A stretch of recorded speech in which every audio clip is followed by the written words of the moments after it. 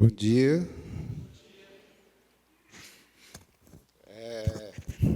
Se pudesse, né, eu acho que hoje eu ficaria só com o louvor só. Gosto muito do louvor, adoro o louvor.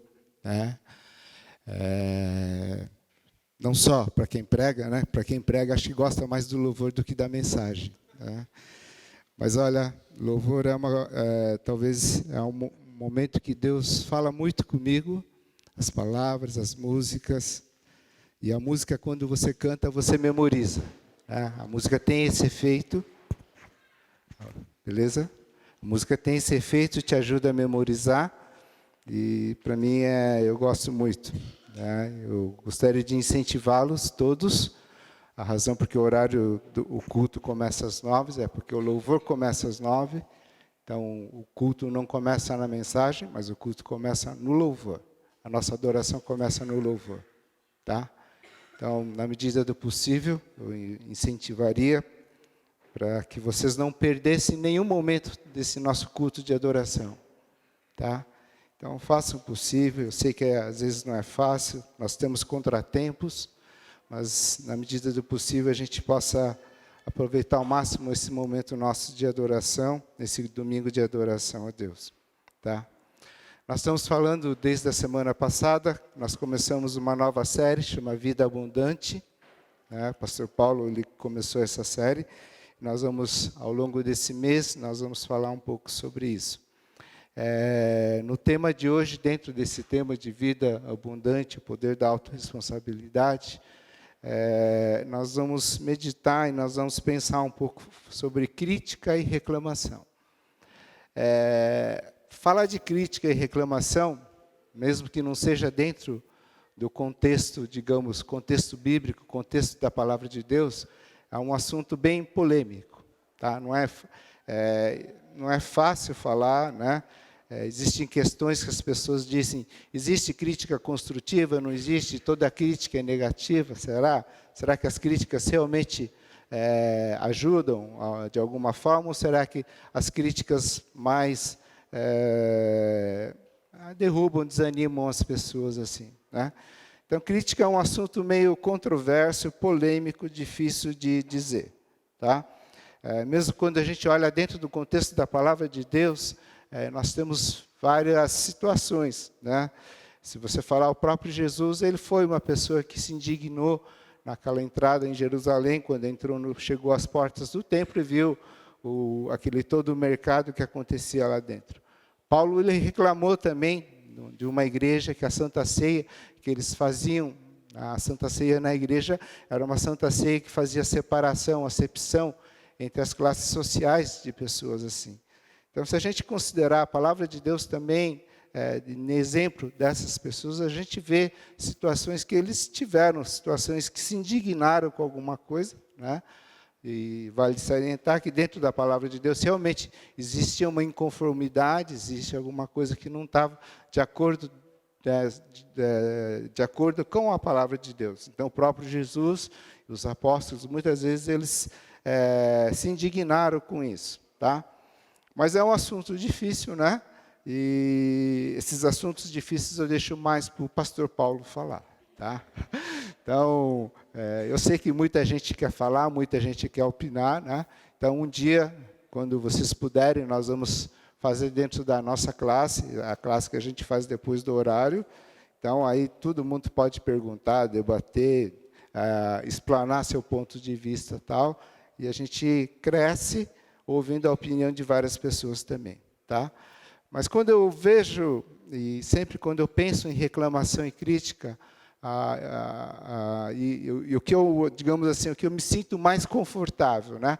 E aquilo que eu mais gosto de fazer realmente é pegar algum texto, alguma passagem da palavra de Deus e meditar alguma coisa. Isso é o que eu gosto, né? Eu sinto que o meu ministério, o meu chamado é muito mais para isso, porque é isso que me dá paz de fazer. Às vezes, explanar alguma coisa que eu não me sinto muito confortável, eu sinto às vezes que eu não estou sendo justo diante de Deus também, tá? Então eu queria hoje com vocês meditar um texto muito conhecido, tá? Números capítulo 13. Gênesis, Êxodo, Levíticos, Números, começo da palavra de Deus, Números capítulo 13, se você tem a Bíblia impressa, pode abrir. Se você tem no aplicativo, pode abrir também. Tome cuidado somente para não ficar vendo o WhatsApp no aplicativo. Tá bom? Números capítulo 13. Né?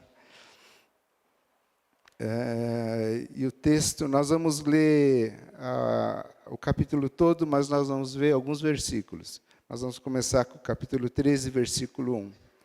E ele diz assim: E o Senhor disse a Moisés: envie alguns homens em missão de reconhecimento à terra de Canaã, terra que dou aos israelitas. Envie um líder de cada tribo dos seus antepassados. Assim Moisés os enviou do deserto de Parã, conforme a ordem do Senhor. Todos eles eram chefes dos israelitas. São estes os seus nomes. Nós vamos pular mais para frente, tá? Vamos só fazer uma oração? Senhor nosso Deus, nós agradecemos por estarmos aqui. Obrigado por podermos adorar ao Senhor. Obrigado pelos cânticos que cantamos a Ti também, Pai. E da mesma forma, nós te pedimos agora que o Senhor continue falando a nós através da Tua palavra, através da Tua mensagem, que seja o Senhor falando e que o Senhor toque os nossos corações, a cada pessoa que o Senhor trouxe, o Senhor tem um propósito aqui e que o Senhor possa cumprir na vida de cada um. Fala na minha vida, fala na vida de todos através da Tua palavra e o Senhor esteja manifestando o Teu querer agora mesmo, Pai. É o que nós te pedimos e agradecemos em nome de Jesus. Amém, Senhor. Vamos fazer algumas explicações antes de a gente prosseguir no texto, tá? Vamos fazer um panorama um pouco do Velho Testamento. A história do povo de Israel começa com Abraão, né? Deus chama Abraão e fala: olha, Abraão, de ti farei uma grande nação, tá? E Abraão, ele sai da sua casa, da sua parentela e vai em direção a uma terra. E Abraão chega à terra de Canaã, tá? Se vocês lembrarem bem aquela história onde está Abraão e Ló, e eles decidem quem vai ficar com qual parte da terra, e Ló decide ficar com as planícies, e sobra para Abraão a terra das montanhas rochosas, né? Os vales e desertos. Essa região é a terra de Canaã, tá? Abraão chega, entra, tá? Só que Abraão não tem posse da terra de Canaã. Ele é como se fosse um estrangeiro na terra de Canaã. Prossegue a história: Abraão, Isaque e Jacó. De Jacó nascem os 12 filhos, tá? E a gente tem a história famosa de José, que é vendido pelos seus irmãos, e eles vão. José é levado à terra de Egito, né? Ele, por uma série de circunstâncias, um dia ele chega a se tornar um homem de confiança do faraó também, tá? Chega a época da grande fome na terra de Canaã. Os seus irmãos, que tinham vendido José ao faraó, eles descem, eles vão em direção à terra de Canaã, tá? Por causa da fome, e eles se estabelecem até que, por uma série de coisas assim, eles se encontram, José novamente se encontra com seu pai Jacó. Durante todo o período que José era vivo, o povo de Israel ele teve alguns privilégios dentro da terra de Egito, né?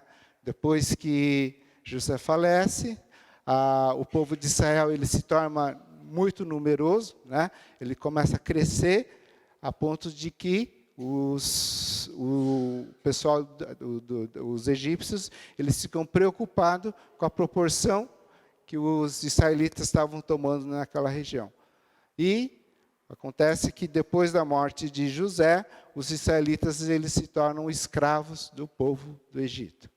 Aí tem esse período de 420 anos que todo o povo de Israel eles são escravos do povo do Egito. Mais tarde aparece Moisés, né?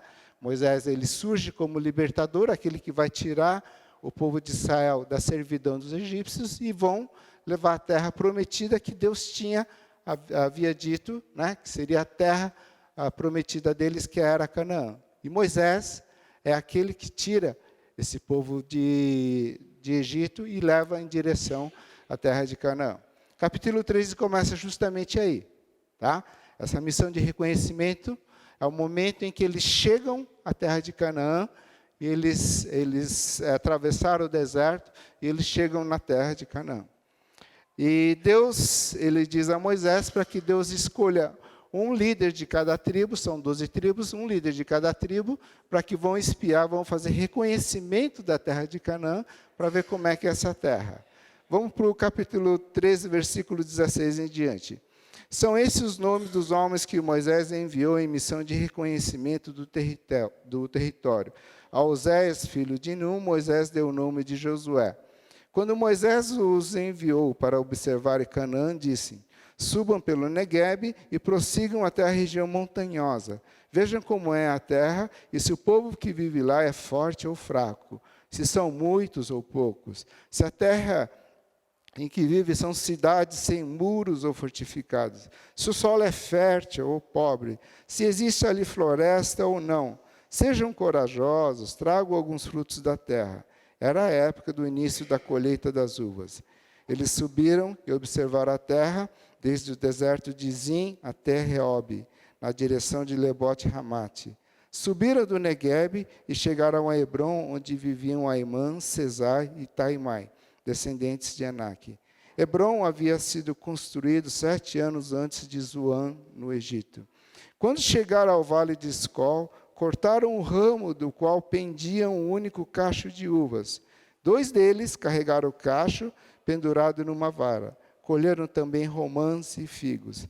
Aquele lugar foi chamado Vale de Escol, por causa do cacho de uva que os israelitas cortaram ali. Ao fim de 40 dias, voltaram da missão de reconhecimento daquela terra. Versículo 26 em diante. Eles então retornaram a Moisés e a Arão e a toda a comunidade de Israel em Cádiz, no deserto de Parã, onde prestaram relatório a eles e a toda a comunidade de Israel. E lhes mostraram os frutos da terra. E deram o seguinte relatório a Moisés: entramos na terra a qual você nos enviou, onde há leite e mel com fartura. Aqui estão alguns frutos dela. Mas o povo que lá vive é poderoso, e as cidades são fortificadas e muito grandes.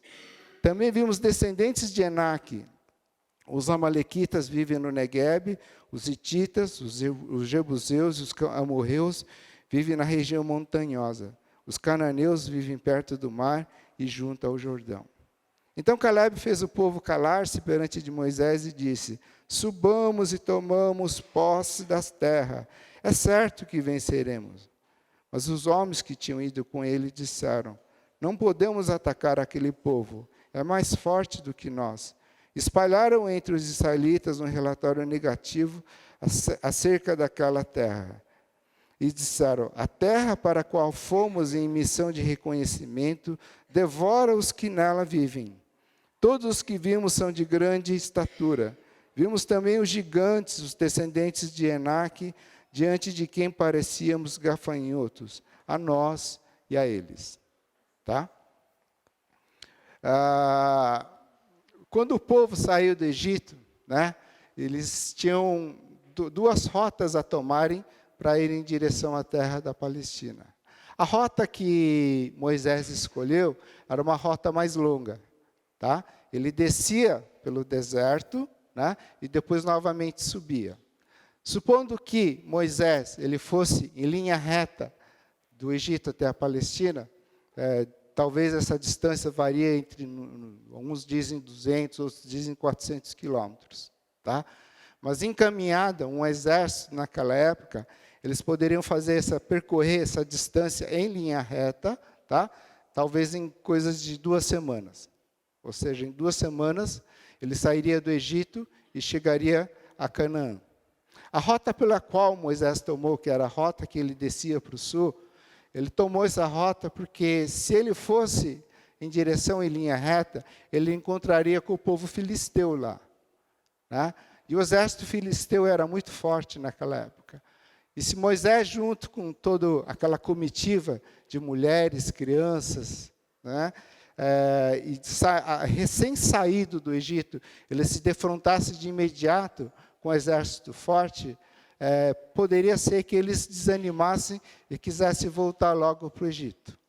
Então Moisés toma essa rota mais para o sul, né, e depois ele sobe. Aqui ele está no deserto de Parã, e ele chega em Cades Barneia. Cades Barneia é a entrada, a região de entrada da terra da Palestina, na terra de Canaã.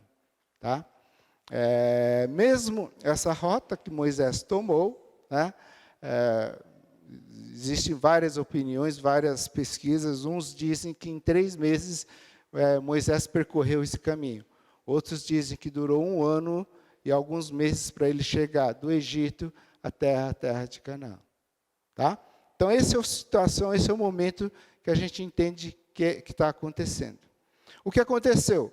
Os 12 espias, eles entraram na terra de Canaã. Tá? Eles pesquisaram e verificaram tudo. Eles passaram 40 dias na terra de Canaã, observando tudo aquilo que existia na terra de Canaã. E o relatório que os espias trouxeram, basicamente ele diz algumas coisas. Primeiro, é uma terra que tem em abundância leite e mel. Tá? Tem demais. Segunda coisa, os frutos eram muito bons. Eles trouxeram o cacho de uva preso num pedaço de madeira. 2 homens tiveram que carregar esses cachos de uva. Segunda coisa, ele diz que o povo que lá vive é poderoso. Tá? Isso de fato era verdade, porque há mais de 400 anos eles viviam nessa região, eles realmente se estabeleceram, construíram exércitos, construíram cidades, construíram muros. Né? As cidades são grandes e fortificadas. Lá existem os Anaquins, ou os filhos de Enaque também, algumas traduções. E também vivem os Amalequitas. E Josué e Caleb disseram, olha, vamos entrar na terra, que a terra lá é boa. Tá? A partir daí a gente começa a entender algumas coisas, o relatório começa a mudar. Né? E alguns homens, quando Moisés e Caleb, Josué e Caleb dizem, olha, vamos entrar naquela terra, que a terra é boa. Deus está conosco, nós vamos tomar posse daquela terra de Canaã. Mas alguns homens mudaram, eles falaram, não podemos atacar aquele povo, é mais forte do que nós. Tá? Primeiro, vamos supor, se 2, Josué e Caleb, disseram que a terra é boa, pelo menos 10 ficaram e máximo 10 tiveram uma opinião contrária a Josué e Caleb. Né? Só que a notícia ruim, vamos dizer assim, o relatório ruim, ele repercute muito mais sobre o relatório positivo. Tá? E logo depois, algumas pessoas, né, ou seja, os 10 e mais alguns, eles começaram a espalhar terror no meio desse relatório. E eles começaram, espalharam entre os israelitas um relatório negativo acerca daquela terra. Disseram, a terra para a qual fomos em missão de reconhecimento devora os que nela vivem. Nenhum dos 12 disse que a terra devora os que nela vivem. Tá? Segunda coisa, todos os que vivem são de grande estatura. Vimos também os gigantes, os descendentes de Enaque, diante de quem parecíamos gafanhotos, a nós e a eles. No relatório, ninguém dizia que havia gigantes lá. Tá? Os 10, eles diziam que viviam, os Anaquins viviam lá. Né? E só que eles começam, né, a notícia vai se espalhando, vai mudando, e a proporção se torna diferente também. Tá? Realmente, esses povos eles eram mais estabelecidos, eles eram mais fortes também. Mas ninguém disse que havia gigantes lá. Sobre essa questão de gigantes, tem 2 pontos de vista, tá? Tem 2 interpretações. Alguns realmente interpretam que haviam gigantes lá. Né, que eram homens enormes assim tal. Mas as outras pessoas, e na qual eu acredito também, é que não eram gigantes, eram homens de estatura diferente, alta. A palavra filhos de Anak ou Anaquins significa que eles tinham um pescoço longo, mais ou menos. Ou seja, do ombro para cima, esses filhos de Anak, eles se prevaleciam. Tá? Ou seja, eles eram mais altos, sem dúvida. Eles tinham uma estatura maior. Tiago, vem cá aqui, Tiago. Vou fazer uma experiência aqui. Ó. Olha o Anakin aqui do meu lado. Obrigado, Tiago. Tá? Mas a interpretação que dá é mais ou menos isso. Né? Eu, um israelita baixinho, né?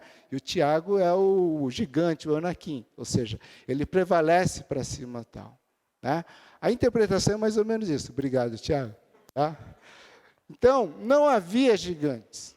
Tá? Existiam realmente os povos que habitavam naquela terra, eram povos mais de estatura maior e eles eram mais fortes também. Isso de fato existe.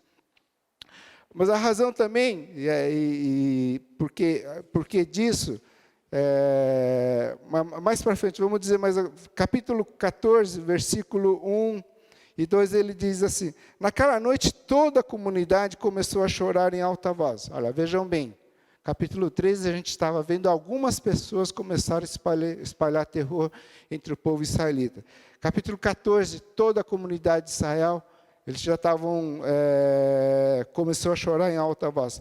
Todos os israelitas queixaram-se contra Moisés e contra Arão e toda a comunidade. Ele diz: quem dera tivéssemos morrido no Egito.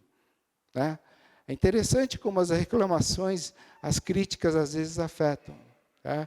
Primeiro, somente 10 disseram alguma coisa. Depois, mais algumas pessoas do povo de Israel começaram a ser influenciados por isso, e eles mudaram um pouco o relatório. No capítulo 14, versículo 1, ele já diz que toda a comunidade ele estava chorando e reclamando contra Moisés e contra Arão também. Tá? A partir disso, né, Deus ele fica muito indignado com esse relatório. Né? Versículo 6, ele diz assim: Josué, filho de Num, e Caleb, filho de Jefoné, dentre os que haviam observado a terra, rasgaram as suas vestes. Mais para frente, versículo 28, 14, 28, Deus dizendo: juro pelo meu nome, declaro, Senhor, que farei a vocês tudo o que pediram. Cairão nesse deserto os cadáveres de todos vocês de 20 anos para cima, que foram contados no recenso que se queixaram contra mim. Nenhum de vocês entrará na terra que com mão levantada jurei dar-lhes para sua habitação, exceto Caleb, filho de Jefoné, e Josué, filho de Num.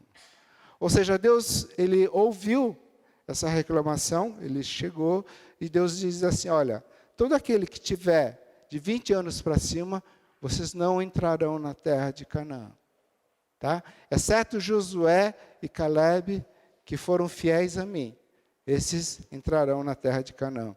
Versículo 14, 34, ele diz assim: durante 40 anos vocês sofrerão as consequências dos seus pecados, experimentarão a minha rejeição. Cada ano corresponderá a cada um dos 40 dias em que vocês observaram a terra. A partir daí, Deus diz assim: olha, ninguém, né, acima de 20 anos vai poder ver a terra prometida, exceto Josué e Caleb.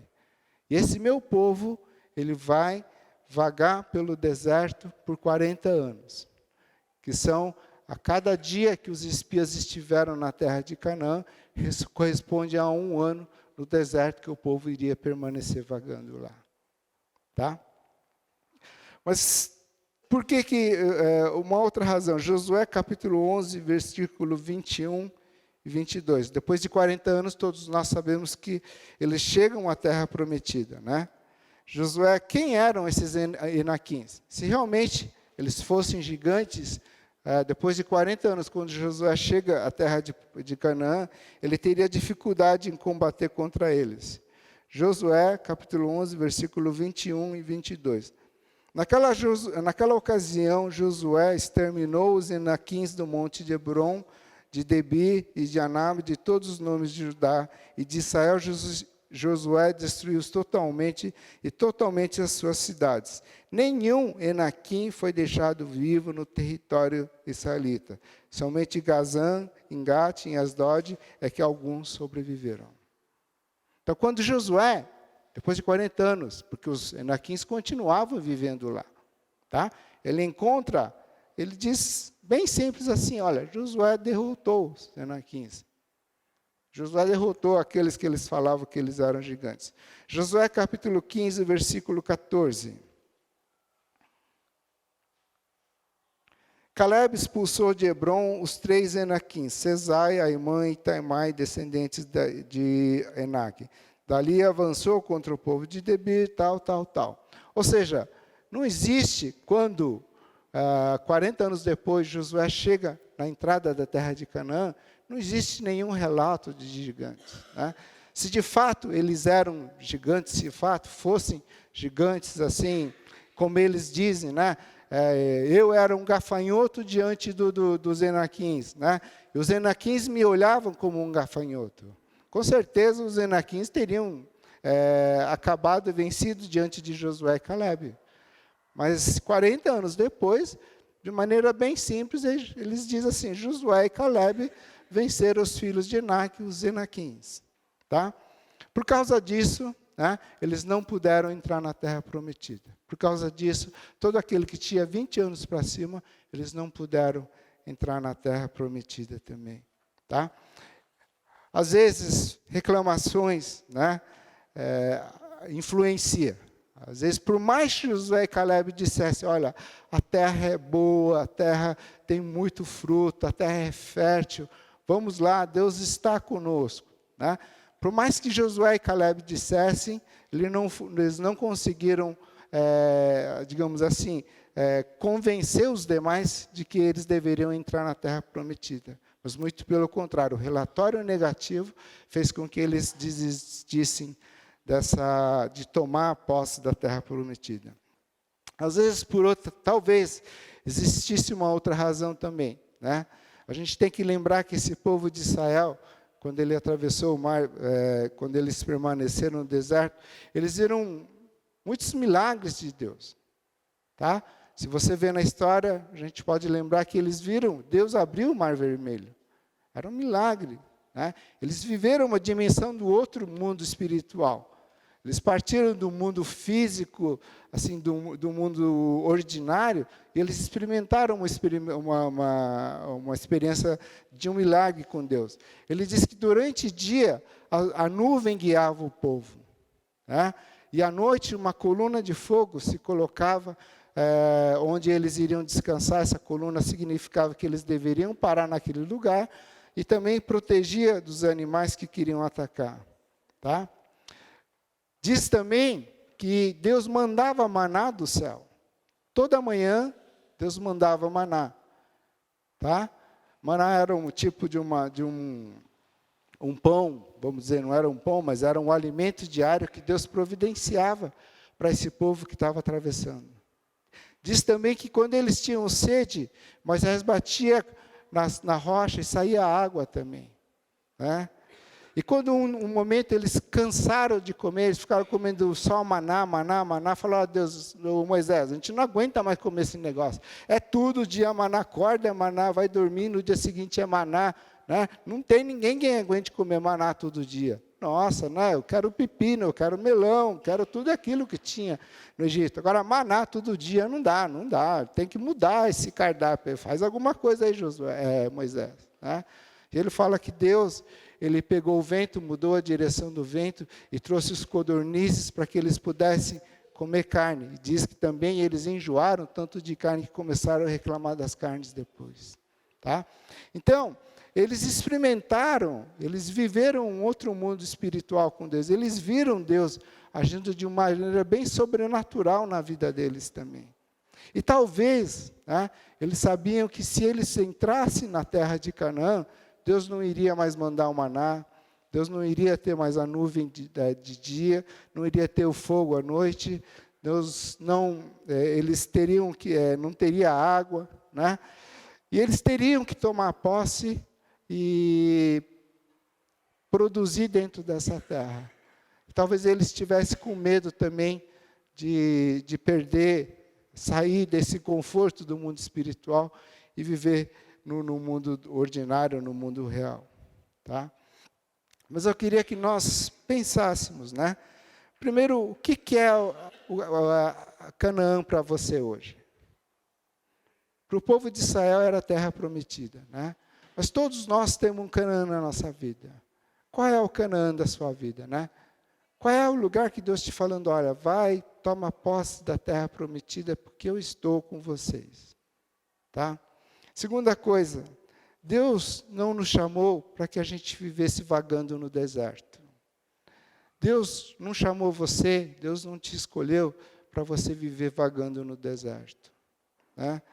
Deus não te chamou, não te escolheu para você ficar todo dia de manhã esperando o maná cair do céu. Deus não te escolheu, não te chamou para que a água brotasse da terra. Né? Deus não te chamou, não te escolheu para que as codornizes viessem e você ficasse esperando a carne vir do céu e te alimentar. Mas Deus te chamou para você tomar posse de uma terra. Deus te chamou, escolheu você para ser abençoado numa terra. Deus te chamou para que tudo aquilo que você tome posse da terra e aquilo que você produz, Deus possa abençoar o seu trabalho. Muitas vezes nós queremos, né, ficar sendo abençoado, esperar o maná cair do céu, esperamos que as codornizes venham, mate a nossa fome, que a água brote da terra para que mate a nossa sede. Mas Deus tem uma promessa para você, que é a terra de Canaã. Só que você tem que entrar e tomar posse dela. A vida abundante, talvez, né, é uma vida que a gente tem que tomar posse dela. A gente tem que querer entrar. Deus promete a vida abundante, a palavra de Deus fala da vida abundante a todos nós. Né? Mas se nós fugirmos, nós ficamos com medo dos gigantes, nós ficamos com medo das cidades fortificadas, dos relatórios negativos, e a gente perder o foco e deixar de confiar em Deus, talvez nós vamos ter que ficar vagando no deserto. Tá? E a palavra de hoje é essa, que você tome posse da terra prometida. Que você confie nas promessas, as promessas que a Sandra falou agora de manhã. Né? Confie nas promessas que Deus deu. Que Deus o plano de Deus na sua vida não é você ficar parado no deserto, esperar cair maná do céu e brotar água da terra. Mas tome posse, né? Confie em Deus. Né? Deus tem esse Canaã na vida de cada um de nós. Então, que Deus te dê força, Deus dê ânimo, Deus dê coragem para você prosseguir nessa caminhada com o Senhor. Amém, irmãos?